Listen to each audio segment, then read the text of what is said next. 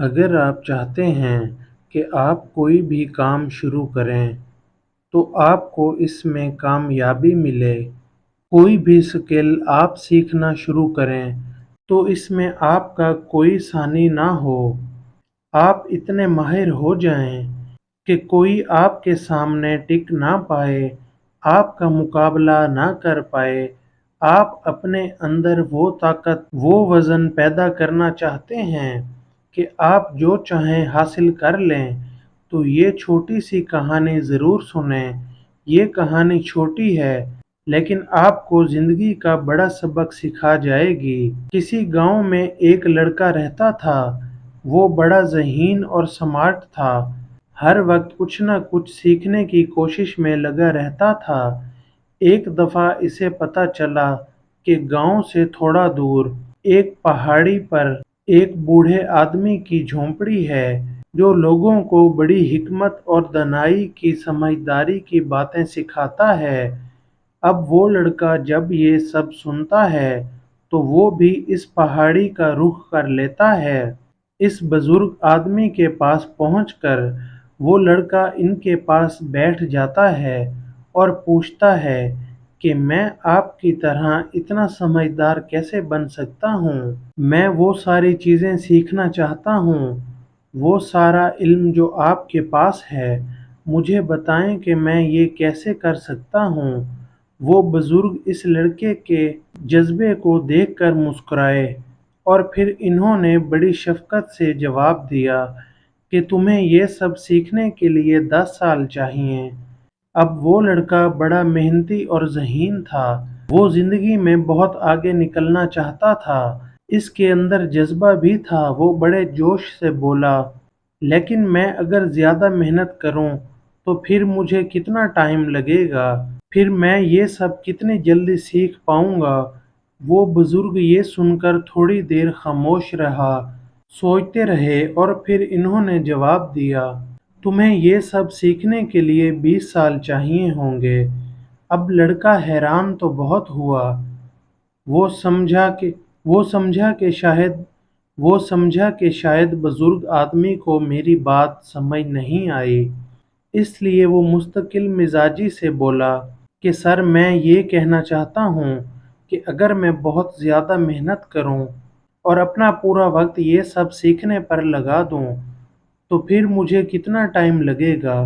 اس بزرگ آدمی نے سنجیدگی سے جواب دیا، 30 سال، پھر تمہیں 30 سال لگیں گے۔ اب وہ نوجوان لڑکا یہ سب سن کر حیران ہو گیا، اسے یہ سب سمجھ نہیں آ رہا تھا، وہ کنفیوز ہو گیا۔ اس نے کہا کہ ماسٹر میں یہ سمجھ نہیں پا رہا کہ آپ کیا کہہ رہے ہیں، آپ کے کہنے کا مطلب یہ ہے کہ میں جتنی زیادہ محنت کروں گا مجھے اتنا ہی زیادہ ٹائم لگے گا؟ اس بات کی مجھے سمجھ نہیں آئی، ایسا کیوں ہے؟ بزرگ آدمی نے مسکراتے ہوئے لڑکے کو دیکھا اور بولے، جب تم اپنی ایک آنکھ اپنے گول منزل پر فکس کر رکھو گے تو پھر راستے پر بھی تمہاری ایک ہی آنکھ ہوگی۔ اگر تم جلد بازی میں صرف اپنی منزل کے پیچھے بھاگتے رہو گے، تمہارا سارا دھیان صرف منزل کو حاصل کرنے پر ہی ہوگا، تو تم راستے سے کچھ بھی سیکھ نہیں پاؤ گے۔ راستے کی مشکلوں میں اتار چڑھاؤ، دھوپ چھاؤں میں بھی انسان کے لیے سبق ہوتے ہیں۔ بوڑھے آدمی نے اسے مثال دیتے ہوئے سمجھایا، فرض کرو تم ایک اونچے سے درخت پر چڑھ رہے ہو اور تمہاری نظر اس درخت پر لگے ہوئے میٹھے پھلوں پر ہے جو تم کھانا چاہتے ہو، اور تمہاری کوشش ہے کہ تم جلد سے جلد ان پھلوں تک پہنچ جاؤ، انہیں حاصل کر لو، لیکن تم ایک بات یاد رکھنا، اگر تم اس پھل کو ہی دیکھتے رہو گے، اسی کے بارے میں سوچتے رہو گے کہ وہ کتنا میٹھا ہوگا، کتنا مزیدار ہوگا، اس کو حاصل کرنے کے لیے جلدی کرو گے، تو جب تم اسے حاصل کرنے والے ہی ہوگے تو ہو سکتا ہے کہ تمہارا بیلنس آؤٹ ہو جائے اور تم گر جاؤ۔ اس کے بجائے اگر تم درخت پر چڑھتے ہوئے اپنے ہر قدم پر نظر رکھو، اس بات پر دھیان رکھو کہ تم کون سی شاخ کو پکڑ رہے ہو اور کہاں اپنا پاؤں رکھ رہے ہو۔ پھلوں کی خوشبو اور تازہ ہوا کو محسوس کرو، پرندوں کے چہچہانے کی آواز سنو، درخت پر چڑھنے کو انجوائے کرو، اس بات کو سمجھتے ہوئے کہ اپنے ہر قدم کے ساتھ، ہر چڑھائی کے ساتھ آپ اپنے گول کے قریب ہوتے جا رہے ہو، تو پھر وہ پھل تمہارے ہاتھ سے کبھی نہیں گرے گا۔ بیٹا، زندگی بھی درخت پر چڑھنے کی طرح ہے۔